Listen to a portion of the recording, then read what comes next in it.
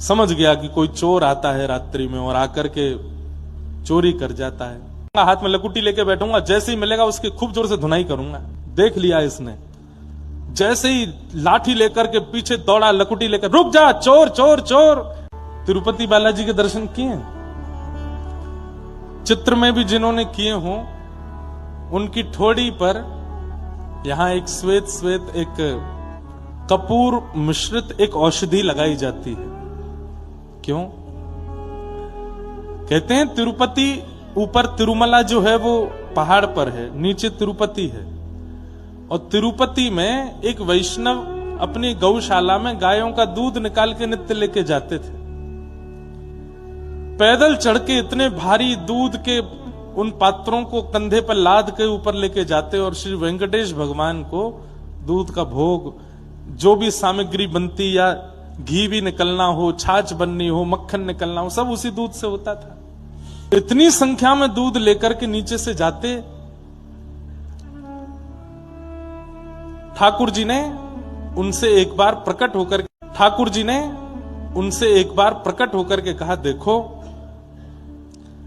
हमें तुम्हारी गैयाओं का निकला हुआ दूध बहुत प्रिय लगता है, पर तुम इतनी मेहनत करके ऊपर आते हो, ये मुझसे देखा नहीं जाता।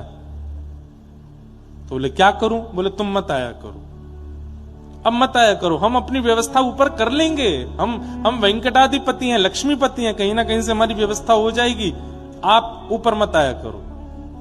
तो वो जो ग्वारिया थे ना, उनके नेत्र सजल हो गए। बोले अच्छा, तो मतलब अब मेरी जगह किसी और को बैठाने वाले हो, मुझको परिवर्तित कर रहे हो, सेवक बदल रहे हो।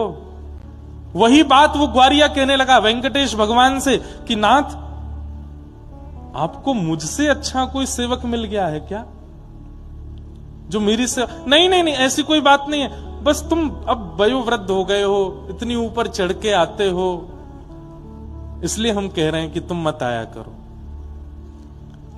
उस सेवक ने कहा, बोले आप चाहे जितना मना करो, मैं तो आऊंगा। नित्य जाने लगे। ठाकुर जी बोले ऐसे नहीं मानेगो, मुंह को कुछ और करना पड़ेगा।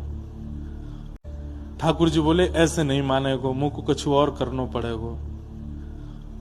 रात्रि में ठाकुर जी एक ग्वारिया का रूप बनाते, ऊंची धोती पहन करके, सिर पर स्वाफा बांध के और अपना मुंह ऐसे ढक करके ठाकुर जी ग्वारिया बन के जाते।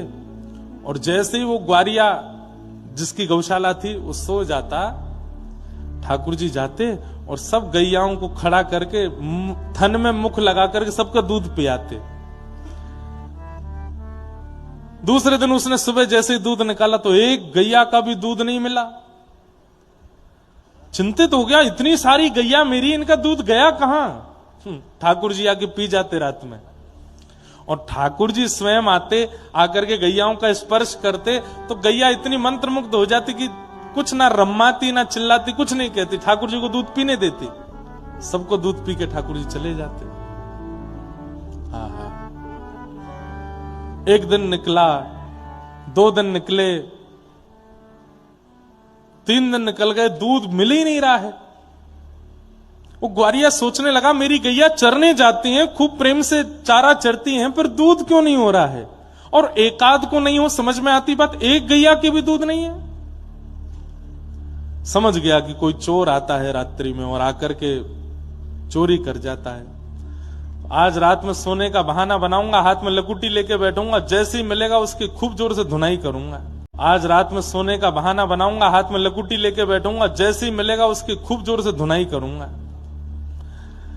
रात में ऐसे आंख मीच करके लकुटी हाथ में लेकर के सोया, इतने में वेंकटादि भगवान, वेंकटेश भगवान आ गए। आकर के जैसे ही थन से मुख लगा करके पीने लगे। देख लिया इसने, जैसे ही लाठी लेकर के पीछे दौड़ा, लकुटी लेकर, रुक जा चोर चोर चोर, मेरी गैयाओं का दूध पीने आता है। ठाकुर जी वहां से बेचारे जैसे तैसे भागे।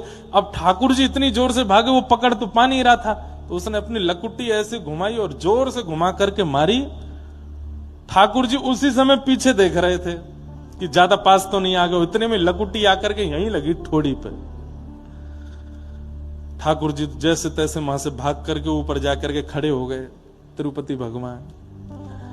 अब आज दूध मिल गया उसको, दूध निकाला, कंधे पर लाद करके ऊपर आया, बाहर से ही बोलता आ रहा है, क्षमा कर देना भगवान, 3 दिन आपको दूध नहीं दे पाया। अरे एक चोर मेरी ग्वारिया गौशाला में घुसे आया था और उसके कारण ये, और आज मैंने उसके अच्छे से, पता नहीं कहीं तो उसके टूटे होंगे हाथ पांव, ऐसी जोर की लकुटी घुमा के मारी थी। अब याद रखेगा, जीवन में कभी दूध पीने नहीं आएगा।